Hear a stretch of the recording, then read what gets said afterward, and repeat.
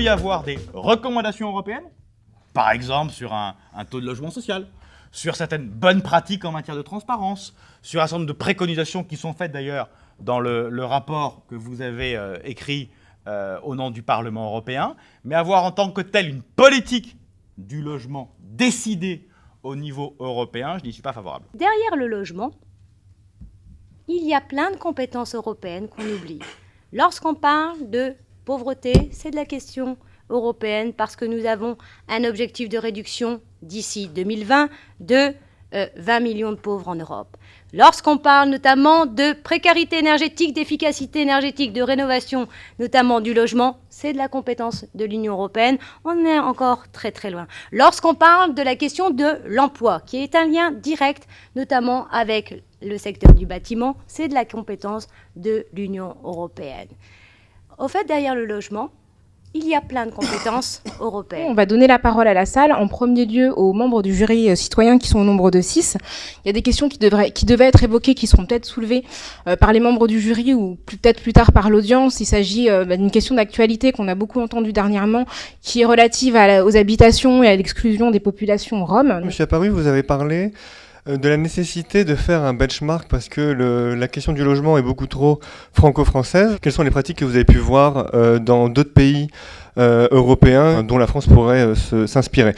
Moi, j'avoue que les politiques britanniques et nordiques et américaines, notamment, de prise en charge des sans-abri, avec un principe qu'on a appelé le housing first, ont été les plus efficaces qui soient.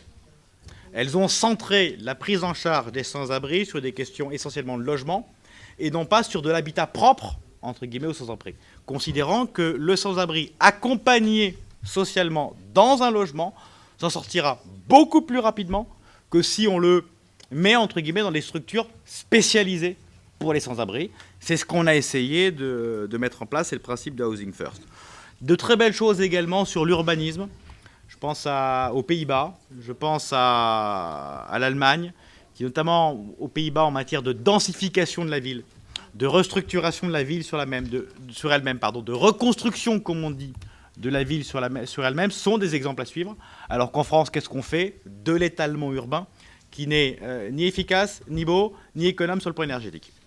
Sur les bonnes pratiques au niveau européen, nous, on est en train de le faire au niveau du Parlement, notamment sur la question de l'exclusion. Les Allemands, ils ont compris que sortir les populations, de chercher des hôtels, de chercher ceci, cela, coûte beaucoup plus cher à l'Allemagne économiquement que de les laisser, de les maintenir dans leur logement. Il y a cette question notamment de moratoire contre les expulsions. Question envers les Roms. L'Union européenne ne devrait-elle pas d'abord demander à la Roumanie et à la Bulgarie d'arrêter de discriminer les Roms d'abord dans leur pays? Concernant ce que vous avez dit sur les Roms, je partage 100% votre analyse. J'imagine que les populations roms préféreraient rester dans leur pays plutôt que venir chez nous, à condition bien évidemment qu'elles puissent vivre décemment dans leur pays, qu'elles soient traitées normalement dans leur pays. Et ce que nous devons faire en priorité, c'est ce que vous avez évoqué, faire pression sur les deux pays concernés pour qu'ils traitent dignement leur population.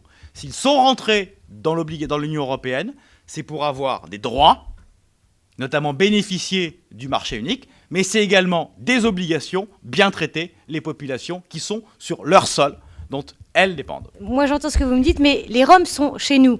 Qu'est-ce qu'on fait? On les renvoie chez eux? Désolée, mais aujourd'hui, ça ne va pas être possible, parce qu'elles ont droit au moins de rester 3 mois, ça c'est la loi, notamment pour trouver un travail, un revenu, etc. Et de toute manière, si elles repartent, elles reviendront.